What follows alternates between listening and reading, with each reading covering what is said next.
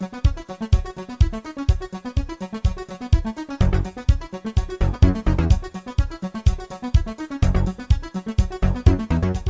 I'm Nancy Shaw with Healthy Living. Today our guest is Irene Lewis McCormick. Hi Irene, thanks for joining us today. Thank you for having me. Today we're going to talk about the TRX suspension training system that we have here at Parks and Recreation. And suspension training is really big in the industry right now. We're seeing a lot of it throughout the industry. So what can you tell us about suspension training? First of all, what is it? Yes, well, you can see that it is a set of straps. A lot of times people think that these straps are elastic and they stretch, but they're not. They're nylon and they're very, very durable. They can withstand thousands of pounds of load, so don't worry about, people sometimes are worried about being too heavy for them. You won't be. They have a single anchor point at the very, very top, and that is what makes this suspension trainer unique.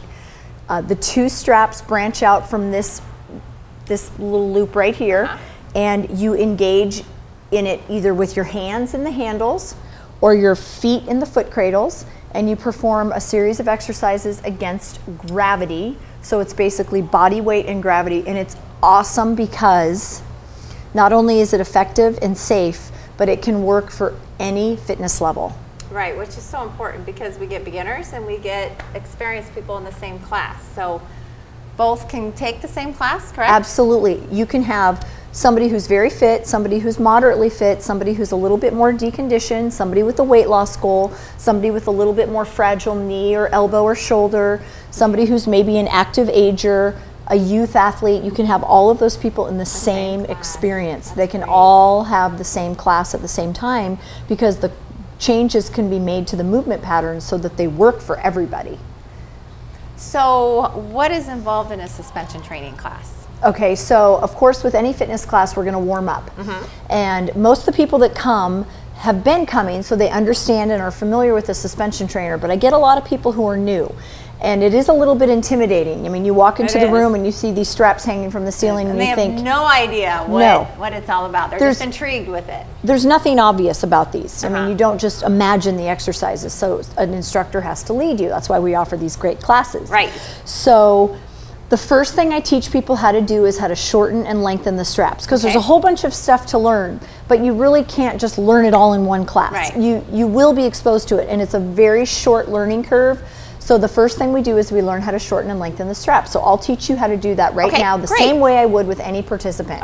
So this is the adjustment tab, and this is a buckle. Now you'll notice, Nancy, that your buckle is slightly different than mine. That's just because they're different versions of the same piece of equipment. They work the same way, it's a little bit different. So we want to shorten our straps. You grab the tab, kind of step back and create a little bit tension in your straps, and then you just pull on the buckle slightly or push on it and you just pull the strap all the way up. And that's how you shorten it. It's very simple. Very simple. But if you don't know how to do it, it makes you feel uncomfortable. So I always want to make sure users know how. To lengthen them, you just create a little bit of tension in the straps, pull or push on the buckle depending on the type, and pull. And you should hear that rip sound. And that's basically it. And then once it stops, it is set right there. This is almost fully extended. And then this one has little mid marks in it, so I know when I ask my people to go to take it to mid length. And then if I want to take you to short, which I'm going to take you to right now, because one of the ways that I can meet the needs of so many participants in one class is to utilize the intensity variables that are specific to suspension training. So the first intensity variable is called vector resistance. So I'm gonna have you just grab your handles, that's these right here, and you're gonna you can face the anchor point facing this direction and step back and just be careful of your mat.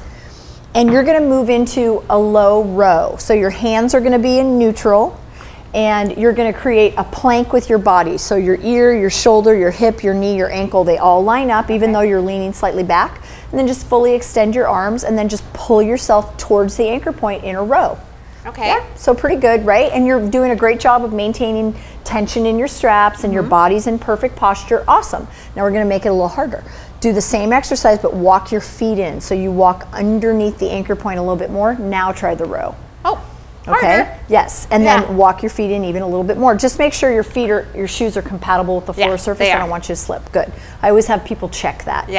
See how this is getting progressively more challenging? So what a difference between here and here, but yet same exercise, and you're working both ways, but definitely much more challenging when you're in the lower position. That's exactly right. And then the participants can decide what they want to do based on their skills and goals and their level. And I suppose as they attend the class more, they get very comfortable with where their challenge point is, and where to stand. They have more confidence because they're getting educated about taking risks, but the right ones. That challenge them appropriately. So that's one variable. Another one is called stability. So we can make the exercise a little bit more challenging by decreasing or increasing the stability. So let's go back to that low row. And we'll try that again. This time though, instead of having your feet really close together, open them up so they're hip width apart or wider, and then try your row. Any vector you want to. So something really challenging or not.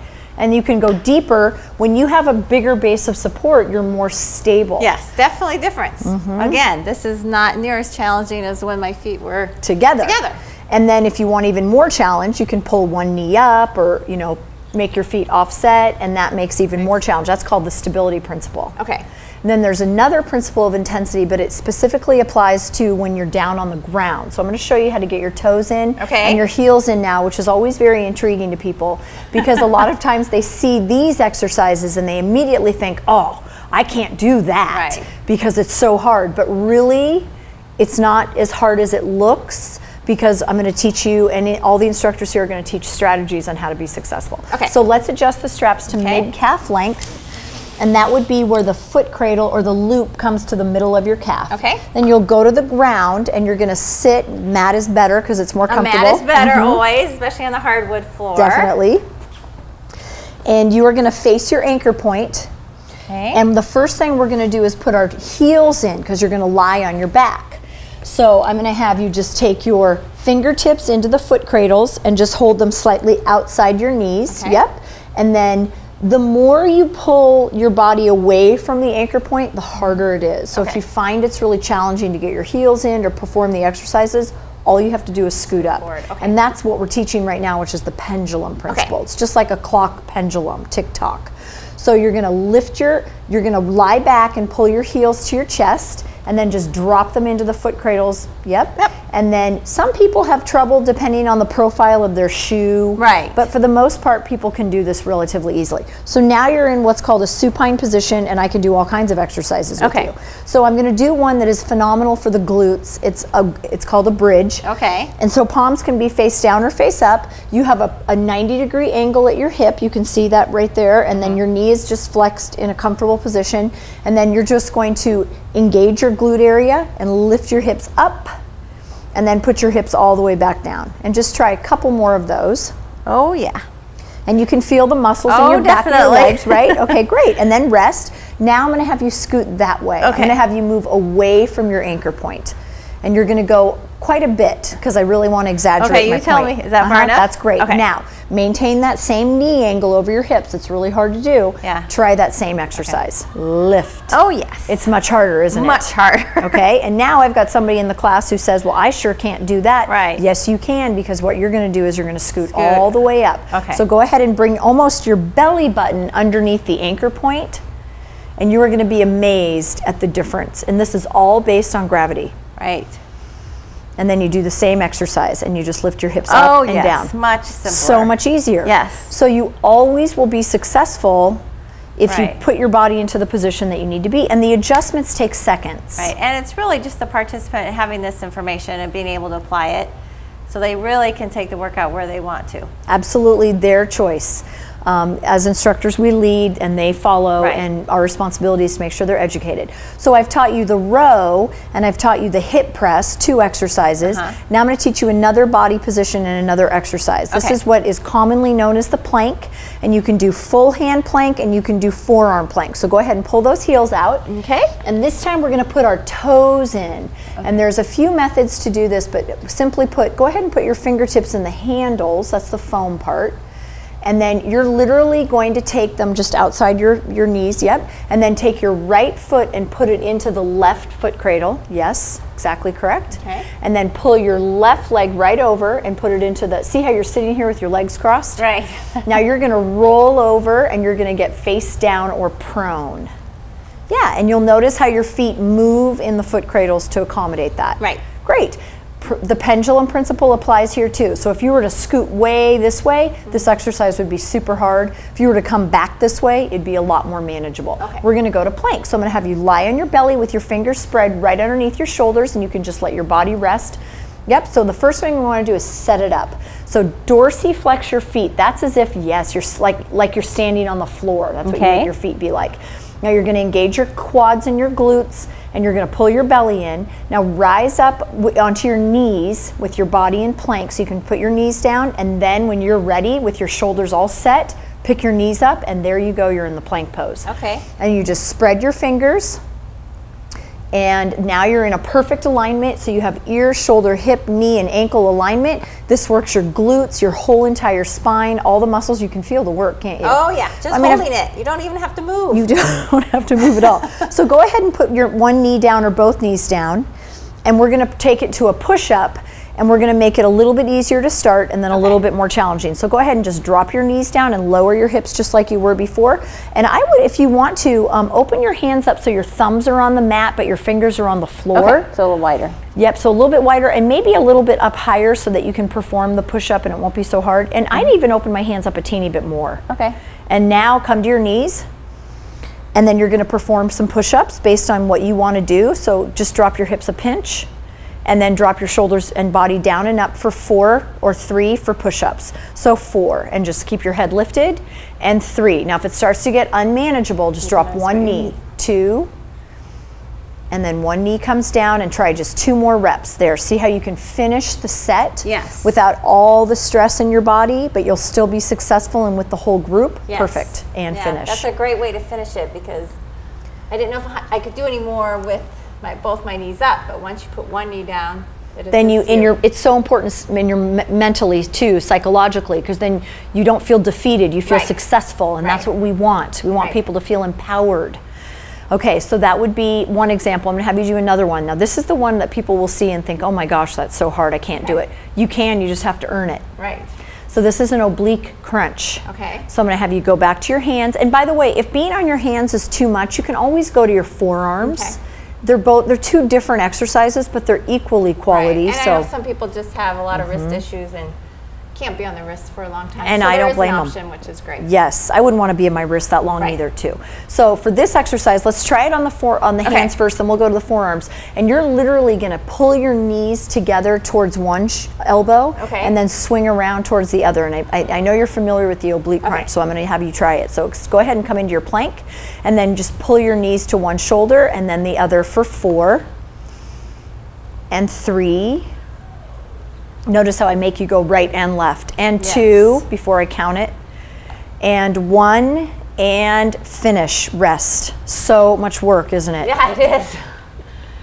So you can do that one from your forearms too, but let's go ahead and try one from our forearms. This is called the body saw. Okay. This looks so much easier than it is. So make sure your elbows and your wrists are the same placement apart. Make sure you don't drift those hands in. And if you want, you can make fists or you can do open palms, and your body's gonna be in a straight plank, ear, shoulder, hip, knee, ankle alignment. Okay. So go ahead and this is called forearm plank. And then all you're gonna do, it's kind of like a chaturanga in yoga. You're just gonna kind of slide forward through your shoulders and then back. And that's the move. Just keep doing that one. And you're gonna notice there is a ton of stress in the back and the belly. So it looks super easy, but it's not an easy move at all. And it also requires you to kind of coordinate the shoulder complex with the rest of your body, which is awesome for postural training.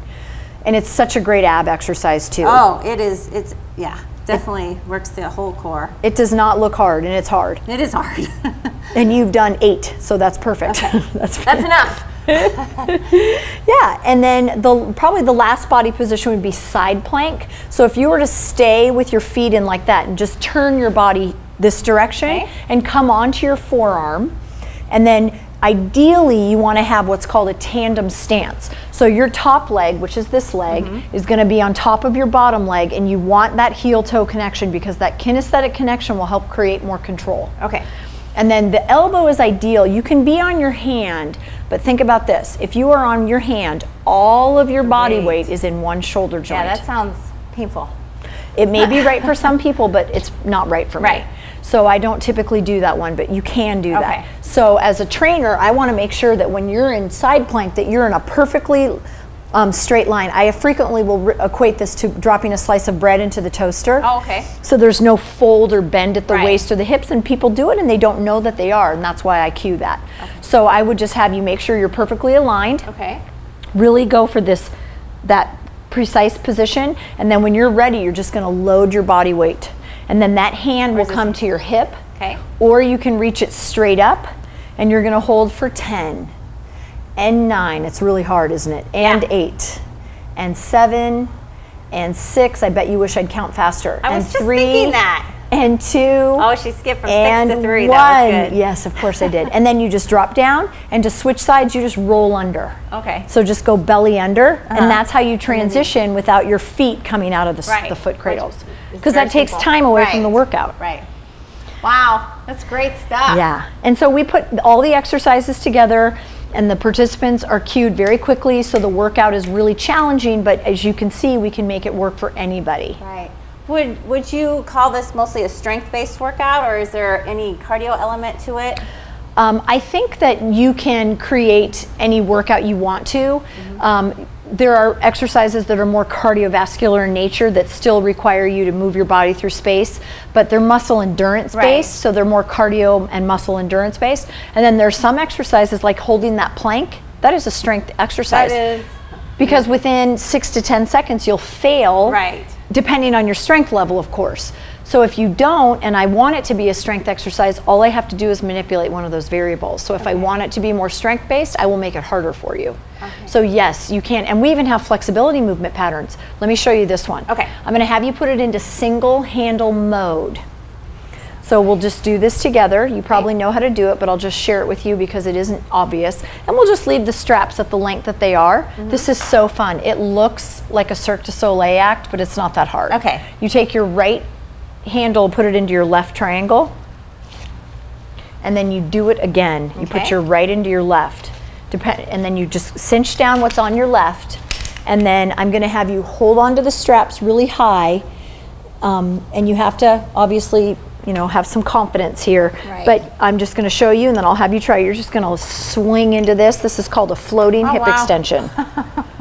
And then you just pull right out of it. So just hold on really high, and you have to get on your back forefoot. Your back heel will lift up, and just go ahead and float into it. Woo! And it's okay if you lose your balance, just try it again. Remember the pendulum principle. The more you pull away, the harder it is. So the more you start closer, it's an awesome stretch. And it requires a lot of stability. So I do that one a lot. I actually have a whole sequence that I call Floga. Oh, wow. That's flow-based TRX. Definitely felt a nice stretch in my hamstrings. And you have to stabilize. So we have a whole bunch of stretches, too, that work with the suspension trainer that can really change your body.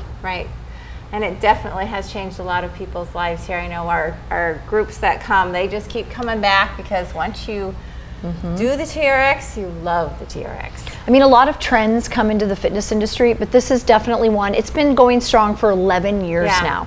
But it's really, I'd say in the last maybe 5 years, we're just really catching on. Really strong, and people are knowledgeable about it.